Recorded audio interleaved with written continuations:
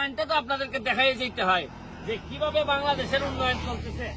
এই দেখেন রোড বড় হয়েছে, আর এই রোডের মধ্যখানে এই যে একটা খুঁটি আমার ভাই সাহেবরা রাইখা দিয়ে গেছেন।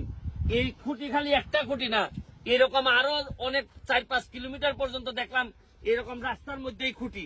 এখন 2-3টা জিনিস আপনাদের সামনে তুলে ধরতে চাই।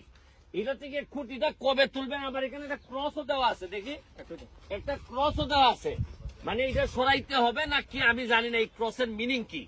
আমার কথা হচ্ছে এখন এই রাস্তাটা করার পর এই খুঁটি যদি তুলে নাও তাহলে এই পুরা জায়গাটা আবার গর্ত করা লাগবে, গর্ত করে খুঁটি তুলতে হবে, এরপরে আবার প্রজেক্টের দাম বাড়াইতে হবে। ধরেন কোটি কোটি টাকা বাড়াইলে অসুবিধা তো নাই, এই দেশে তো টাকা মাইরা দেওয়ার কত পথ আছে। এর মধ্যে একটা পথ হলো গিয়া কয়দিন পরে পরে প্রজেক্টের দাম বাড়ানো।